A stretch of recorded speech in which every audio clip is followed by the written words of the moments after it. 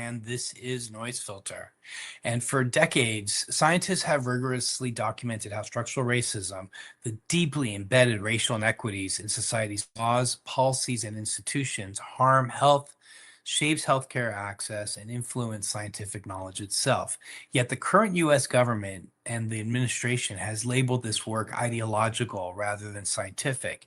And as a result, it has cut billions in research funding, specifically targeting studies on diversity, equity, and inclusion, and research programs aimed at understanding and addressing health disparities. This move conflates research on health equity with initiatives to diversify and improve the culture of the scientific workforce. But these aren't the same. Critics argue that this is not merely a policy debate or a call for a viewpoint diversity. Instead, it's a rejection of a wealth of evidence gathered over 25 years that prove that structural racism is a fundamental determinant of health inequities. The legal system has weighed in. Federal judge in Massachusetts, appointed by a Republican president, called the grant terminations racial discrimination, unprecedented in his 40 years on the bench. The judge questioned the government's apparent preference for homogeneity and exclusion, openly criticizing the cuts as illegal and discriminatory. Now, despite this ruling, the administration appealed. The Supreme Court issued a split verdict, allowing the government to proceed with terminating over $780 million in research grants, stating that lawsuits should be litigated in specialized courts.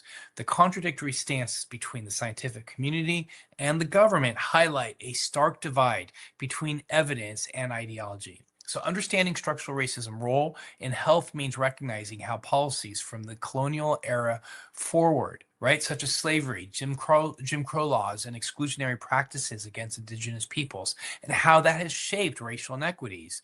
These are not just relics of the past, but living legacies influencing disparities in health, wealth, education, housing, healthcare, and ultimately, as we said, health outcomes. This counter ideology, sometimes called scientific this counter ideology, sometimes called scientific racism, falsely argues that innate biological differences between races explain health disparities. And this perspective deflects from real causes, structural injustices, and social determinants of health. Unfortunately, remnants of this harmful ideology still influence research today. They influence clinical decisions and ultimately policy.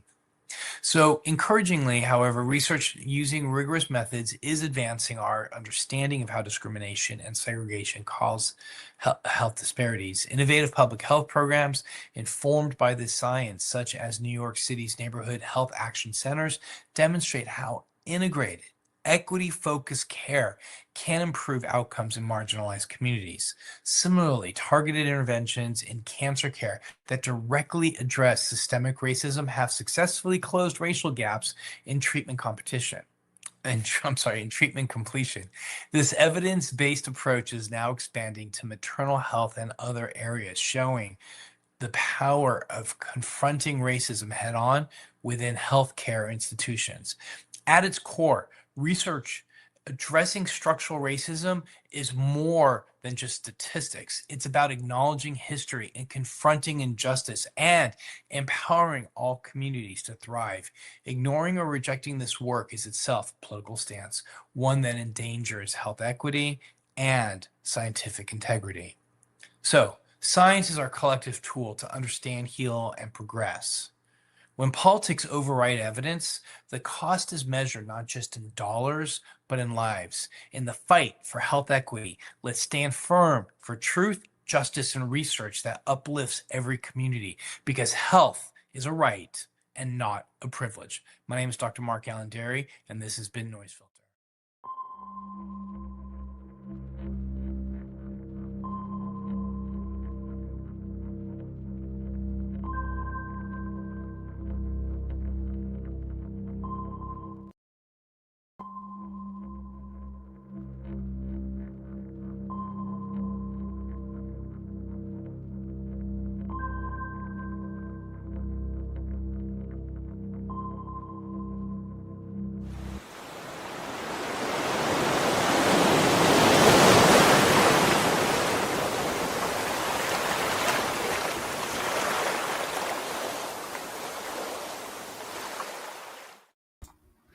All right. Good afternoon. This is Sandy Shallis, and I am with Environmental Coffee House, Political Coffee House today well, we've got a really I've got a bang up show, but today it's a little bit, it could be seen as a little frightening, especially to YouTube and online climate and environment commentators, nonprofit NGOs, everything under the NSPM 7. We're going to talk about what that is today. But it's just really important that I get to do this because I've been thinking about this a lot since it's not an executive order. And I'm going to show you a little clip to get started in a minute. But I'm working now on climate communication, like strategies for safety, actually, and PDFs and docs for organizations and climate YouTube channels that could be affected in the United States under this mess. And it's quite a mess. It is. And so we will get started. And let me start with this little video because I thought that Kyle and Ken did a good job. So let me add this and let's play it, and then we'll get going. Because Ken Klippenstein, he wrote the first article about this, and the media really isn't covering this, and this is critical. But I am specifically dealing with YouTube climate and environment science communicators and non-NGOs. There's big NGOs, there's small little local 501c3s. I mean, I don't think any of them have an idea what could potentially be coming. And it's pretty serious, in my opinion. So let me play this and let's go. This directive, this NSPM 7 directive. And in that directive, basically what he says is these things effectively sort of put you on the government's radar, that perhaps you're either a domestic terrorist or aiding and abetting domestic terrorists. And it includes things like anti-Americanism, anti-capitalism, anti-Christianity, support for the overthrow of the U.S. government, extremism on migration, on race, gender, hostility towards those who hold traditional American views on family, same thing for traditional American views on religion, same thing for traditional American views on morality. And so that's obviously, they're casting a very, very wide net there. But let me start with this.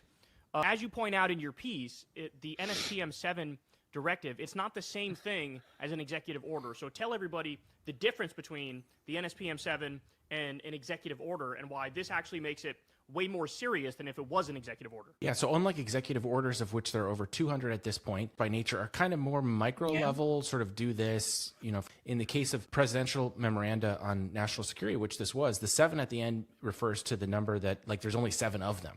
Number 6 is classified. We don't know what number 6. In this case, for whatever reason, the Trump administration decided to make it public. And I think because of that distinction, the media has missed this story. In fact, I've seen it inaccurately reported as an executive order, even by places that I appreciate, like C-SPAN, mainstream media organizations, several of them getting this wrong. And it's already out of the public's mind, and it's just beginning. So, what is it? We got a little bit from Kyle, but should we be concerned? And I started to, well, I talked a little bit about it on Left Past 10 last night, but I started to get extremely agitated, paranoid. I don't know. A bunch of feelings went through me because I talk about a lot of things that could be seen as any of those anti-capitalist, anti-Christianity, which I'm not anti-Christianity. I don't like anything that is evangelical. I don't like anything that is cult-like. That's not the point. It's the environmental things that I talk about, science and climate, but all of those of the above could be considered under NSPM 7, and it is scary, and there is a reason to be concerned because there are a lot of people that could be targeted, as climate communicators. Lots of people. And there are those that are working at this like intersection of activism and policy and funding it and dissent. There's other channels that cover all these things like Jordan Chariton status quo. I mean, he's much bigger than me, but he's out there doing this. And I don't know if it's caught up with people that they could be in jeopardy for what they do. Basically, just by maybe protesting against a fossil fuel depot or processing plant near where you live. Any of these things, anything can be twisted and manipulated. It was September 25th written already, and today is what, October 9th? Yeah, October 9th. So what it does is the orange turd has directed the DOJ, the Treasury, the FBI, which is the Joint Terrorism Task Force. And I have my notes here. Now they're going to say, and the IRS, because of the 501c3, which I am part of a small 501c3. And back in 2017, we protested the Northern Access Pipeline. We did organized protests with the Seneca Nation and the Onondaga Nation and people all over here because of the fracking gas that was going to be piped through and taking people's property away by eminent domain all the way up through Niagara County and through the Niagara River to Canada to be sold. Not even for anything. So we won. It was never built. But translate that to now under NSPM 7. You really need to know what you're doing. And you probably need access to good civil rights lawyers. And this is going to be a problem, I think, for a lot of small 501c3s. Things can be taken out of context by these people. We see how much they lie. So they're going to direct all these, I'll say it again, DOJ, Treasury, FBI, Joint Terrorism Task Force, IRS to investigate, disrupt, and dismantle entities and individuals now, they say, tied to political violence, intimidation, radicalization, and funding networks. So what is radicalization?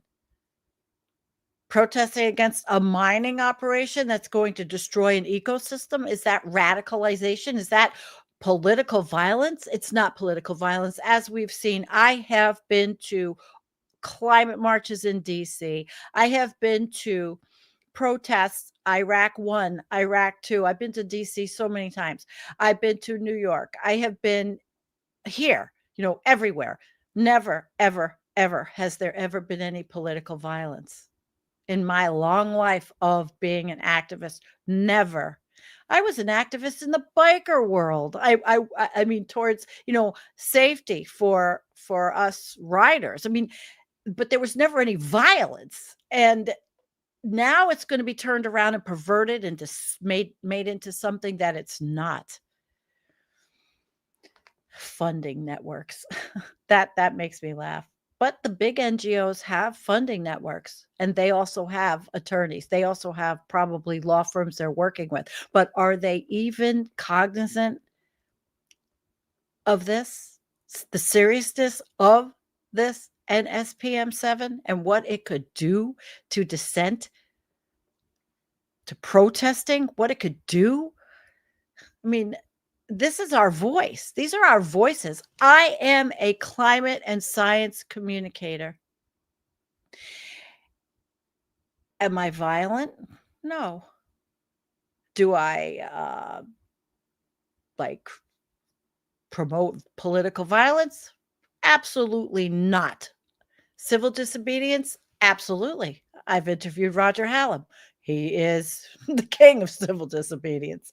Spent prison time for it in the UK. They ain't much better than we are. So, including within those authorities, could be the surveillance and scrutinizing us, looking at funding, looking at the officers of a small 501c3. I was the treasurer of a local one. I mean, so small. But again, we were involved in protesting against National Fuel, against a pipeline. And it was, what is it? Transfer Partners. Kelsey, oh my God, I wasn't even prepared to say his name. But anyway, it was, but now everything can change. It's all changing now. So they could look at officers and who's sponsoring, aid and abetting, and actors of political violence. It's what are they going to call political violence when I say that I don't like something now in the United States? Is it going to be that you can't say Energy Transfer Partners? That's it. But that you can't say what you feel, think, or what you're against because it's not capitulating to the orange turd and their fascist, authoritarian, awful right-wing administration, that the free speech warriors that want to control free speech. He even said it the other day. He ended free speech, but he meant in burning flags, which the incidences of burning flags is so small. He ended free speech for that. How far do you think he will go until he curls up in a ball of dementia-riddled, as the girls at IHIP say, cankles? Well, anyway.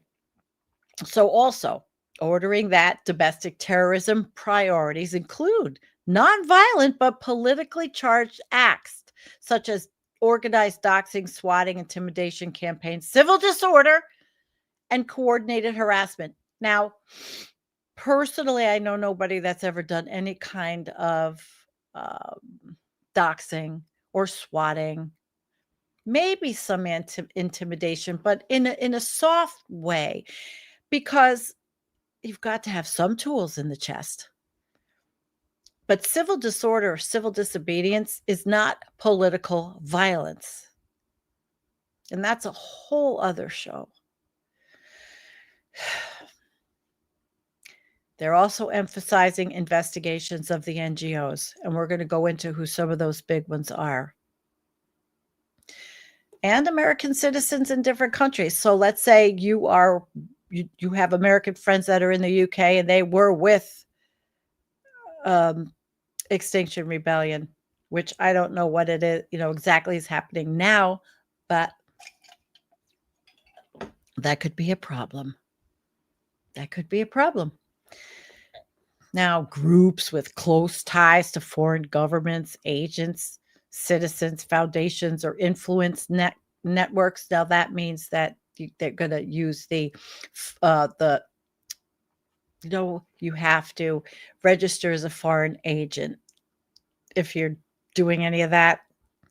Is everybody in the Orange Turd administration a foreign agent? Because they should be. But it's not really funny. And they want to give the IRS authority to ensure that tax-exempt entities are not directly or indirectly financing political violence or domestic terrorism. Nobody on the left is funding political violence, and there is no domestic terrorism. The domestic terrorism was on January 6th in the Capitol. When I was in Washington, D.C., we never went to the Capitol. We never stormed the Capitol. We never brought weapons. We had signs. We had megaphones. We had things like that. It's opposite world, as Nicole Sandler says. And then they want to frame this. So they say, okay, and what I talked about in the beginning and what Kyle had said, anti-Christian, anti-capitalism, or hostility towards those who hold traditional American views. So is not wanting a fossil fuel processing plant by your home or even a data center, is that a traditional American view to want to have all this shit? All of this is going to be bent and perverted, and it's going to be tested. in the courts. It will be tested in the courts. Trust me. But there are people like me. I'm alone. My speech can be political. I am an activist. Where's the line? So how are people like me, climate communicators, and so many others vulnerable? So we'll talk about the big ones. The big ones, they could have the foreign ties, and many of the climate NGOs, they receive grants from international bodies, philanthropic foundations abroad, or they partner with foreign counterparts. Now, NSPM 7 explicitly targets NGOs with foreign ties or funding, but it's usually pretty innocent. It's a global effort to try to clean up the planet. It's a global effort to try to get off fossil fuels. It's a global effort to try to help people live better lives without burning the planet and warming the atmosphere any more than it already is, or adding any more CO2 to the atmosphere. But all this can be bent, twisted, and misshapen into whatever this administration wants it to be. And that's where we have to watch ourselves. And messaging and narrative framing as extremism. So look at any of the things I've done on my channel. And I could be looked at as an extremist because I've made anti-Nazi videos for years. I've made Antifa videos. I am an Antifa. I am anti-fascist. My father was in World War II. He fought the fascists. How can you not be in the United States? We are all anti-fascist. Except for who? The people that voted for the orange turd? I can't even stand saying his name. So what's going to be, what is going to be extremism?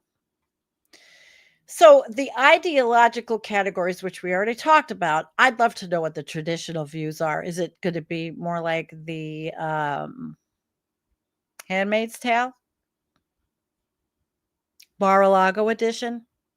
So in other words, you can be a handmaid, but you have to have fake boobs, plastic surgery, big lips, all kinds of shit. That's the Handmaid's Tale of Mar-a-Lago. Somebody ought to write that book. But, these are, we could be tagged with this as a climate activist or as an environmental activist. This is big. I am absolutely working on checklists for organizations and for YouTube channels. I want to help my fellow climate communicators in the US, and it's going to happen. I think this is going to be something because I don't hear anybody else talking about this. Okay, so harassment, intimidation, doxing. I want to know, this is what my notes took from several different areas, several different articles I read. Climate communicators may engage in campaigns, social media calls, or naming entities complicit in climate damage. I have, goddamn, for how long? There's Exxon. Everybody's talked about that in the community for years. Is that now going to be illegal to talk about Exxon? Talk about against Exxon? Talk about getting off of fossil fuels that are damaging the climate? Come on. These could be construed by a hostile administration as organized intimidation campaigns or political harassment. So you're telling me that these small organizations, these little 501c3s, or just these loosely thrown together marches or whatever you have it, are organized intimidation campaigns? Okay. We're politically harassing a billions of dollars company, fossil industry, small. I mean, it's basically small potatoes. Small potatoes. And a lot of them are nonprofits. And I mean, very small. When I was the treasurer, I mean, it was a very small little, what was I, a treasurer over $5,000, maybe? We did fundraisers because where I live, we had a huge civil disobedience against a radioactive dump, and we won in the 80s. And there is a video on my channel I repurposed about what happened here, and it is really well done, and it's good for civil disobedience learning. And I'll probably put the link in the show notes when I get a chance to do the show notes, because I haven't put them all together yet. So that's, can you imagine? I can't imagine these little organizations, and there's so many of them. Can you imagine audits and feeling even criminal exposure just because you participated in wanting to keep a data center out of your community? Seriously, because of the wetlands that would be disturbed. Audits, taking away the tax exempt status. They won't do that for the mega churches that take their parishioners' last $5 so the pastor could fly around in a private jet. And these people say, well, look, God gave it to him. God gave it to him because he's doing the Lord's work. So he has to have that jet. That pollutes exponentially. So anyway, this is potentially really, really broad, very powerful. And the lines between the advocacy and incitement, they're going to be blurred in the directive. They're very blurry. Make sectors like us, climate communication, and involving what I do, structural critique, and working with organizations like the climate mobilization, for example, public mobilization, partnerships, funding across borders, especially, again, like I said, they're very, hostile. They're going to find with a person like Stephen Miller.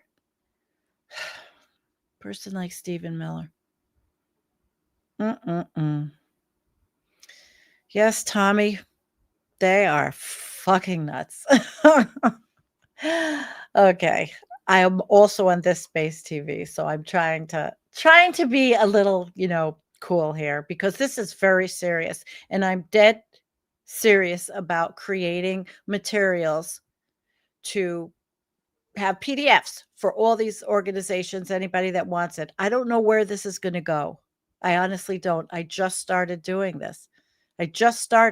Because I realized nobody's talking about this. I did a search for videos. I did a search for anybody talking about climate communication, environment communication, science communication under an SPM 7. Nothing. Everybody's talking. It's all more political, but not about this. I'm taking the mantle. I'm going to wear the crown. So anyway, we have First Amendment rights in this country, although you wouldn't think so anymore. And we have due process. But you wouldn't think so anymore after what we've seen with ICE. Well, how would you feel if you were at a small local protest, such as what just happened here with the Great Lakes Cheese Company, who, by the way, has now been fined almost $500,000 for polluting the Issawa Creek? What happens if now you can't do that? And it's okay. Great Lakes could say, well, screw you. We're going to kill all the fish, and it doesn't matter because you can't protest. Nobody could say anything because it might be seen as challenging capitalism. I mean, seriously, this is how insane this could be. It really could be. And who is really equipped to face court challenges? I couldn't afford a lawyer. I can't even afford the channel. So, I mean, really. But of course, there probably will be pro bono lawyers that might help. And I have written to one firm. They may not be the firm, but there's going to be somebody that I hope will work with me on this, because I think that this is so important. And I'm not going to keep quiet. I thought about it. You know, there was a few minutes there I thought, I'm getting off of everything. I mean, I did deactivate X, but that's toxic. But I did think. And then last night on Left Past 10, Matt said, what are you going to do? Hide? What are you going to do? Hide? And I did the cost benefit analysis. Yeah, I could hide. I could read books, play with my cats, do canning videos, and never do anything controversial again. But is that me? No. So we're going to do these things. So, the criminal laws, terrorism, conspiracy, there's so many things on the books that already exist for these statutes. So really NSPM 7, it's bullshit. Actually, it's really bullshit. All it is just, if you don't agree with me, then you don't have the right. And I can see it coming because I said this months ago that things like this were going to start happening, and they are. And I'm not a prognosticator. I don't have a crystal ball. I just see it happening. So there has been backlash, and it's not like I'm the only one doing anything. I'm just looking at this arena that I happen to speak in, political and public backlash. So thousands, I think it was 3,500 nonprofits have signed a letter opposing the directive. And there is a good Newsweek article on this, and that'll be in the show notes. Congress members are pushing letters demanding its rescission. So we'll see. I don't know what Congress members. I didn't get a whole list. I probably could pull it up, but I'm not going to do that now in the interest of time. And how has the DOJ, FBI, the Treasury, and the IRS, how are they really going to implement all this? I mean, it's all going to be overreach. It's all going to be conjecture. It's all going to be bullshit. But we probably then have to say, well, we are going to fight for the free speech rights we have to criticize, to bring to light, to discuss, to advocate, and to protest. So this NSPM 7, it gives some infrastructure, some authority for targeting. How aggressively it's used against people like me, climate communicators, even Nate Hagans, even Sam Mitchell, the biggest doomer on the planet, who's actually coming here today for a couple of days. Collapse Chronicles, I'll give him a shout out. It has the infrastructure for targeting, but, well, are they going to really, really push us? How much pushback can we give? Civil society, the media, which in the United States right now, the media is shit. What it is us. Not me, us. That famous statement. Not me, us. It is not. We're going to fight. So I say there's high-risk communicators. I wish I don't know how to put this comment up. I don't know. I don't know if I can put this comment up, but I really, I would like to put this comment up. Oh, show it. Let's see. Does it show? No. Okay. That one, but this Tommy's. I got to show this. Where is it? Tommy's, can I see this? Sandy, what would you do if they came for your cats? Oh my God. Well, then I would definitely have to go protest and fight. I would be fighting. But I mean, seriously, I just learned something. That's really cool that I can do that. That was the first time on this, because it's not my eChem Live that I did that I figured out how to put a comment up. Thanks, Tommy. I love it. But anyway, so for us to get back to being serious, because this really is serious. It's dead serious. And again, I had a few sleepless nights considering, what am I going to do with my life? Actually, this is a big part of my life, is being a climate and science communicator, bringing climate and science communicators on, bringing activists on the channel. Tiny little channel I have. Well, We'll see. But what we should be prepared for is not me necessarily, because I don't have any funding sources but you guys. Buy me a coffee, super chats, PayPals, whatever. And it's not much. And since I had lost my channel, I got it back. It's very slow at building up. And I did monetize the channel. So, you do have to look at obnoxious commercials, which actually I have to tell you, I know this is an aside. I looked at commercials on my channel and they're actually not bad. There's some products that I thought were really cool. So, all right. And you could skip it anyway, but they're for a lot of holistic things and clean things, like, just the stuff we were talking about the other day with the plastics, not using plastic. So I was happy with that. Okay. I digress. Legal counseling to scrutinize funding sources, partnerships, foreign ties, and messaging for exposure too far for IRS rules or even conspiracy statutes. Can you imagine? Look at the shit on Rumble. There's no conspiracy in the climate arena when you're dealing with science, facts, and peer-reviewed studies, models, universities, higher ed. There's no conspiracy. We're not dealing with chemtrails here. And documentation of all activities to separate advocacy from any claims of coercion, intimidation, or violence. We need to stay away from that. And of course, there are people that I associate with that advocate for that kind of thing, which I don't. We've had problems, but we talk it out. I don't want to be like those January 6th people.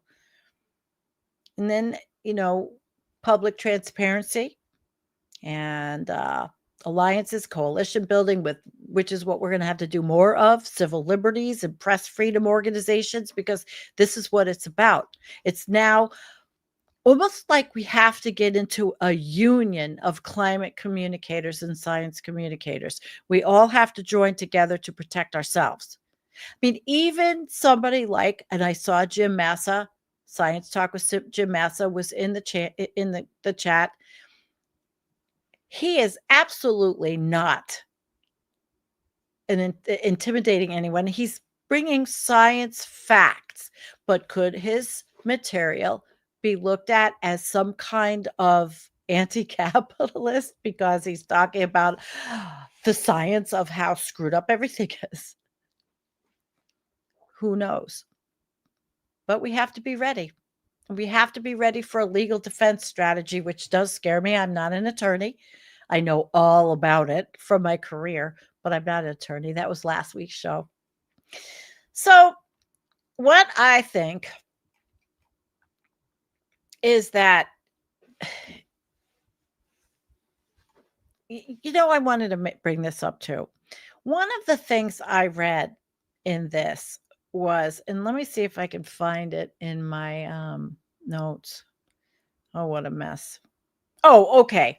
So there was something I read about left-wing groups arranging drop points for weapons and riot materials. And I'm like, where is that? I've never seen that. There's no evidence. I looked that any mainstream left-wing organization systematically arranged drop points for weapons and riot materials. It's all this administration claiming a bunch of bullshit. Okay.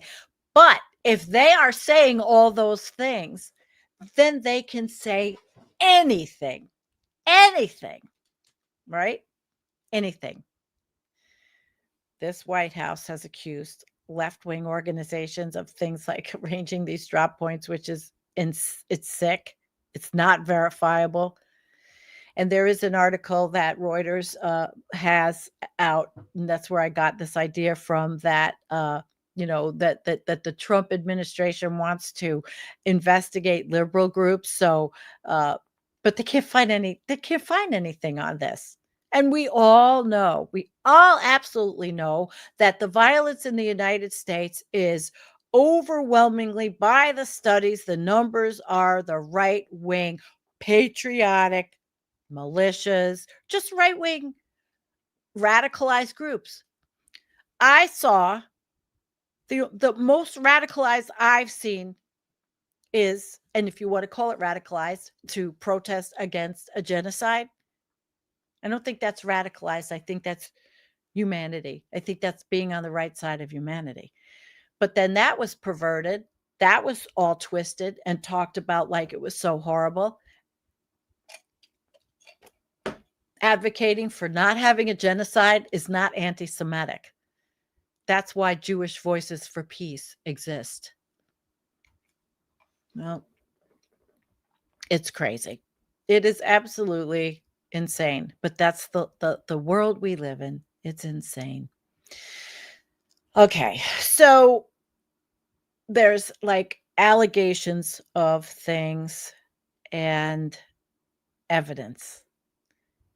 This administration makes all the allegations, a lot of them, with very little evidence. Very little evidence we're seeing. But, you know, they're going to do it anyway. They're going to repeat these allegations. They're not going to have affidavits. They're not going to have indictments. They're not going to have anything. They're just going to provide a lot of bullshit. But that's what Fox will whip up, Newsmax, OAN. The people that watch these networks will get completely wrong and twisted messages, and they'll think that Portland is burning down when it's just a few blocks that is actually having any kind of anything at the ICE detention center because people were so upset at what they saw there. And kids dressing up, or even older people dressing up as cartoon characters or furries or whatever you want to call it, which is actually funny. It's very funny, and the pictures are out there. Really, the pictures are out there. So anyway, I just wanted to say how ridiculous it is that there's left-wing weapons drops and all that. You know, during Black Lives Matter, it wasn't the protesters that did a lot of the, I mean, all right, the protesters did do damage. People got carried away. It was very emotional. But it was shown that there was one guy that went along and did all kinds of damage, and he wasn't even in the protests. He was like a plant. I don't know if he was what you call a false flag. I really don't know. But I do know that the template that the Orange Turd administration uses is always Black Lives Matter, which was actually very peaceful for the most part. Yes, there are always going to be exacerbation of emotions that may lead to stupidity, because there's always, listen, the left is not immune to being stupid. There's always going to be a jerk in the crowd. There's always going to be a few people that rile each other up and ruin it for everybody else. We have to work on that, right? I think we do. So I want to talk about the big nonprofits who are at risk first, because it's not just little old environmental coffee house. It's a company like this, like Earth Justice, nonprofit Earth Justice, and they are a big one, and they litigate aggressively against fossil fuel projects, environmental regulation rollbacks, and they work with communities facing pollution. Everything I talk about, and they're just a gigantic 501c3. They could be subjected to foreign influence scrutiny, audits, legal pressure, risk of losing their tax-exempt status, pressured on speech or outreach that's considered political. And when you have a 501c3, one of the things that was really important for a 501c3 specifically, not a 4, a 3, is no political speech. So ours, we stuck to. If you stick to what your organization is about, it doesn't necessarily have to be endorsing a political candidate or any of that. It's what you do. If that's viewed as political, that's because they made it that way. But they are big. And then there's the Environmental Defense Fund. Now, years ago, a lot of people were very unhappy with these big NGOs, but they're out there and they're doing things. Advocacy, policy work, sometimes cross-national collaborations, and they are big. But being big, having high visibility does make them a possible target, and they could, and they most likely will. And these are the organizations that already have their whole legal team. They have that kind of backup, whereas little people like me, we have nothing. But they could also, same thing, they run the risk of being accused by their critics because they have a lot of critics. The right is great at whipping up hatred for these organizations, which actually, if I was to look at Earth Justice or the Environmental Defense Fund, I sure as shit would rather be aligned with them than the NRA. The NRA, and I'm going to do a show on this, they should lose their 501c3 tax status. They don't need it. They are whipping up political violence. I have the proof in every single magazine I've gotten for all these years from them because I'm a member, as I've told you, because of my desire to see what the hell garbage they were sending out. They are the ones, but it's always that kind of organization that's going to be, oh, they're fine because they're American values. They're a good Christian organization. They love capitalism. Sure, because the defense industry and the weapons industry makes a fortune selling all of these things to the poor schmucks that read the NRA material, right? And have 40,000 weapons in their house. Greenpeace, their direct action, their public campaign activism, they can be confrontational. I don't think Greenpeace is violent, but they could be accused of enabling civil disorder, and its communication declared part of radicalization or political violence under broad definitions. And their funding sources will be looked at here in the States. I'm sure it will be. I don't know specifically if I could say that they never participated in any kind of violence. It would have been civil disobedience. Then there's the Sierra Club. And the Sierra Club was very instrumental in working with us to fight the Northern Access Pipeline. They helped us. They had the organizing and the education ability, and they had some funding for us. But they are funding advocacy around environmental protection and climate change conservation. It funds many advocacy or legal programs, but they helped us. They did so much good work during this fight against the Northern Access Pipeline and the right wing wanting to push this through, because it was mostly right wingers that were really they were mad at us.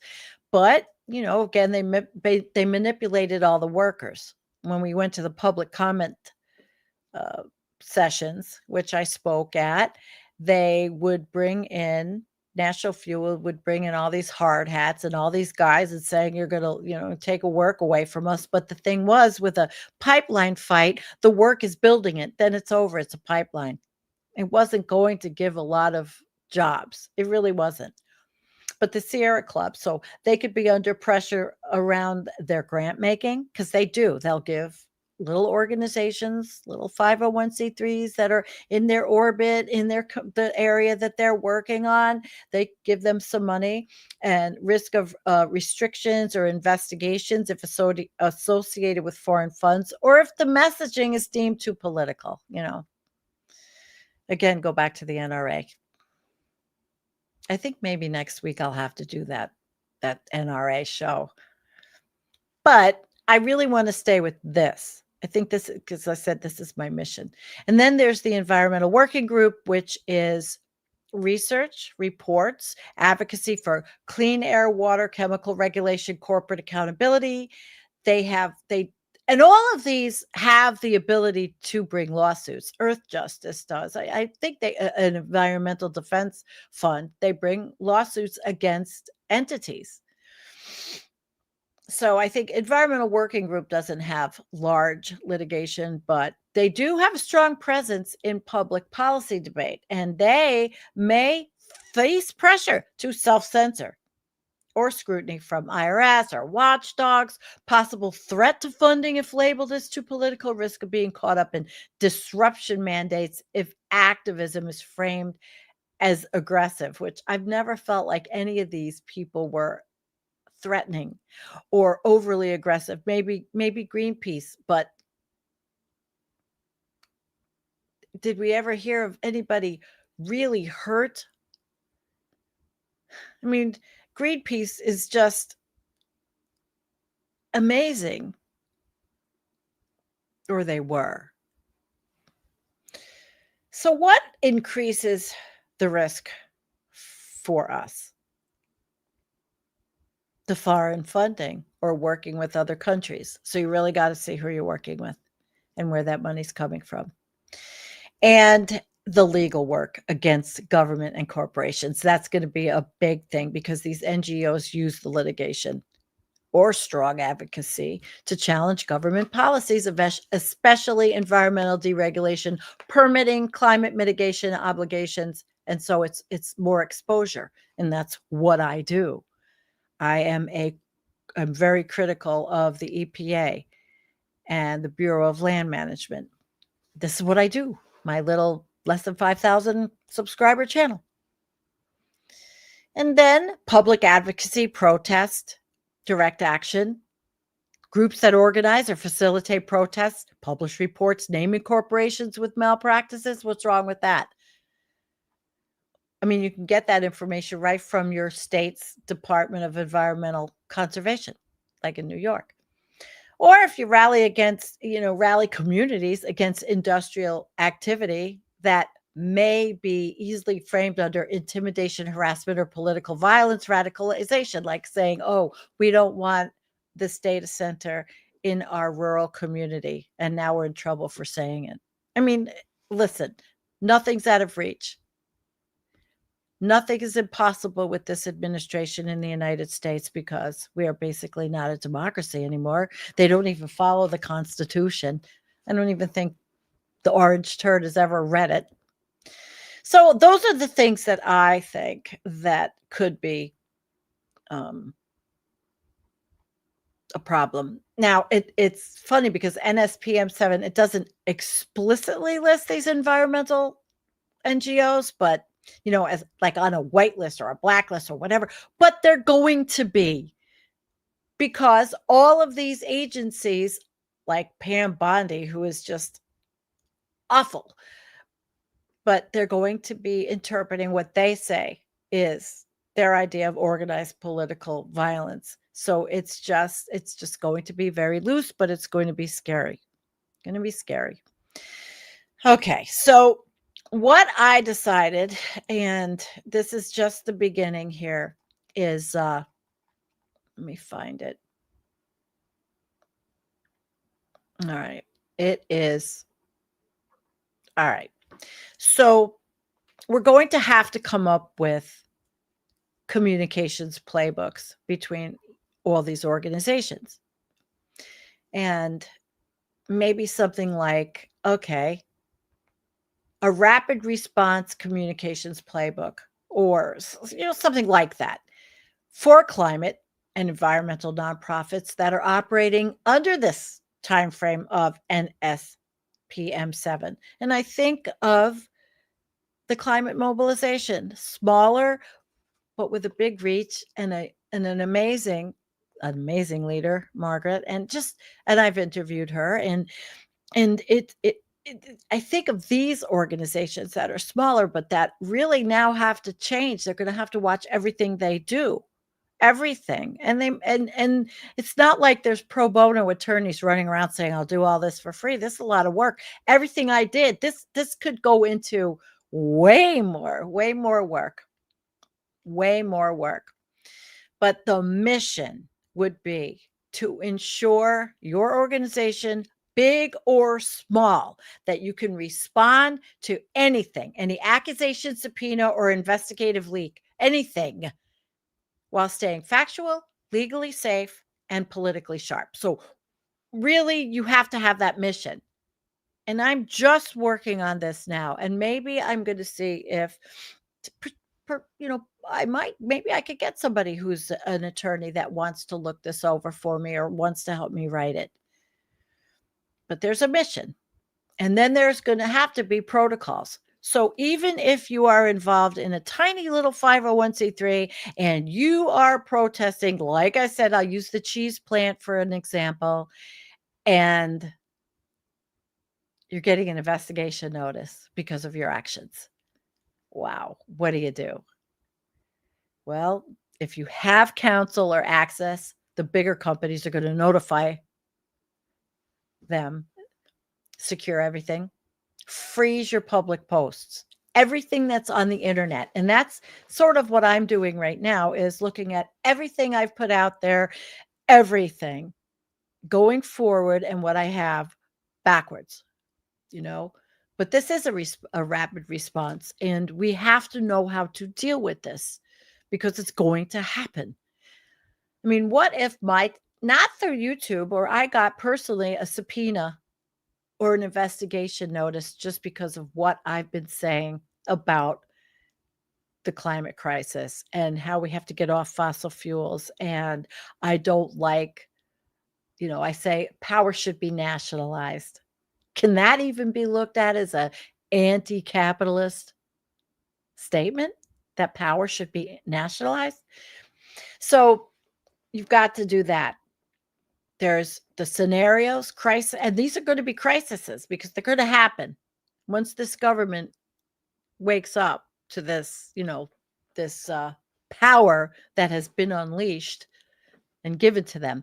And what if there's a smear campaign, or somebody leaks, or somebody accuses you of alleging terror ties? All this shit can happen to anybody in this country now. Sitting ducks. You have to have a crisis communication team. So no matter how big your organization or how small it is, you have to have a team that's specifically ready for this shit. I'm serious. And a fact sheet with all of your funding, everything has to be within reach, and you have to have a statement out there. You have to be able to have a statement out there. Now, I remember doing all this kind of stuff under the human resources thing. Of course, it wasn't anything like this, but it's still the same kind of developing responses. Developing, if I got sued by a whistleblower, we would have to have an immediate response. We'd have to do these things. So what if we went and did a protest? Let's say October 18th is No King's Day. And as part of that, I went and live streamed a small town protest. And and some whack job decides to say, oh, it's a riot, it's disrupted, then you have to start getting people. You have to get the evidence that it was peaceful. You have to activate like legal observers, not lawyers. I mean, just people that saw it. Supportive quotes from local leaders. Our event was peaceful. It was lawful. Any suggestion otherwise misrepresents the facts. Climate advocacy is not a crime. So you have to have your public messages. They have to be ready. You have to be ready for these things. And again, if the IRS is involved, you have to have the statement. We are in compliance. You have to make sure you're damn sure you're in compliance with everything. Tax, disclosure laws, everything. Everything. So your staff and your volunteer, let's say somebody was personally targeted. Let's say I was. Okay, well, or let's say there was another YouTube channel of somebody I know that was targeted. I'm going to be there, and I'm going to be there for emotional support. That's a big part of this. And no one should face harassment for speaking up about climate reality. We protect and stand with our people. You have these statements, these messages, they have to be ready to go. We have to do this like yesterday, because the trickle-down effect is going to happen fast. It's going to go from the big ones and to the small ones. If that facility in Virginia is really going to monitor all social media, which already it is. It is. Your information's out there, like Matt said last night. Your information's out there. It's everywhere.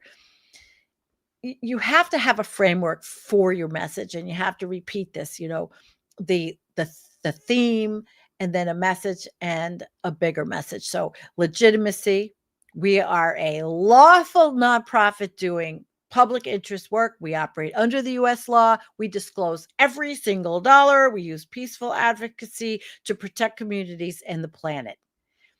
Democracy and accountability. Simple. Transparency protects democracy. And attempts to intimidate science and advocacy are threats to open debate. We welcome oversight, but not politically motivated targeting. Nonviolence, our actions are peaceful. We train our members in nonviolent and lawful protests.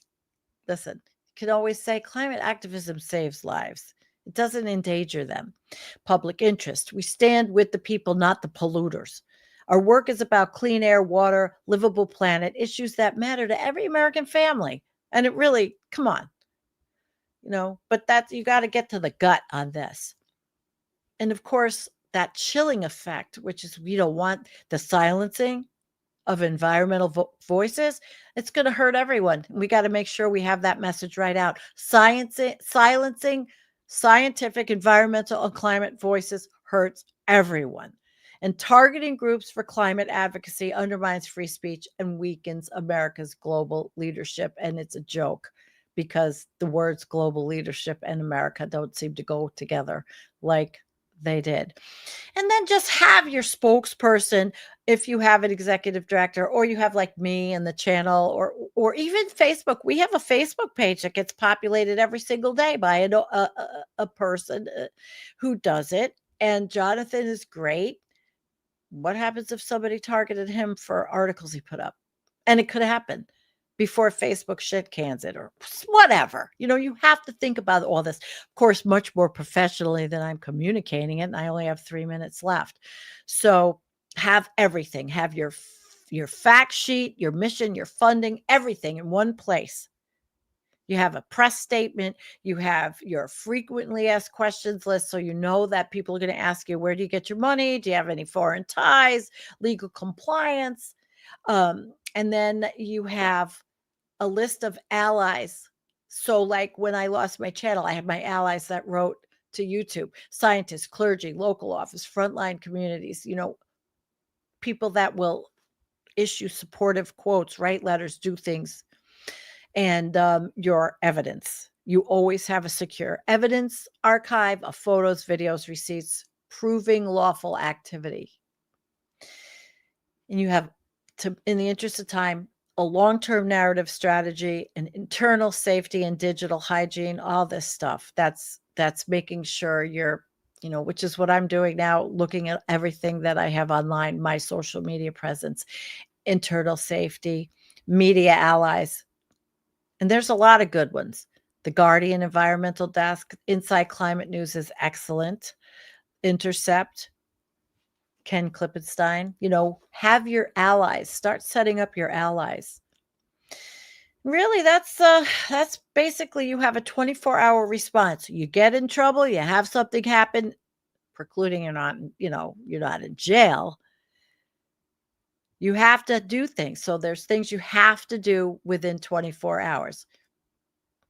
And then, well, pretty much this kind of thing, what you set up for your company is going to be a PDF or spreadsheet or whatever, and everybody's going to have one. So that's it. So we have the threat. And that's NSPM 7. We know what's going to happen.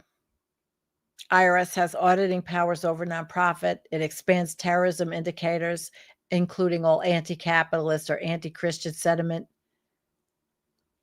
They're going to investigate, aiding political violence. And it's going to hit us. And we are global. And this is going to hit us. Not to make you paranoid. This is proactive. I've been an hour. This show could have been 2 hours. There's so much here. But I will be dealing with this more because it is so important that we have our shit together. From the big ones, who probably already do somewhat, but I don't know. Did they anticipate this NSPM 7? I don't know. I haven't had enough time to do everything. But I did start to make a communication rapid response guide in PDF because I remembered this from my job where I had a rapid response guide for what to do if this happens with an employee, this happens, any number of things. So it's rapid response, quick. What are we doing? So we'll have more of this. I'll definitely have more of this. And because there's a lot to do to protect yourself.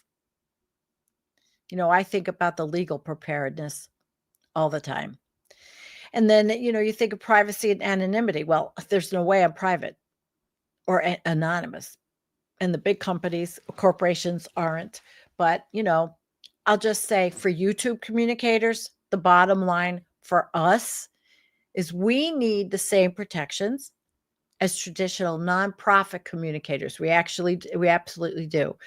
But it's, amplify in a way for like all this digital first stuff, risks, account security, legal readiness, clear messaging, privacy, and network support. And channels that combine investigative reporting, protest coverage, or corporate criticism. Protest coverage, like I said, it was status quo. Corporate criticism are especially exposed. And even a small channel like me could be watched.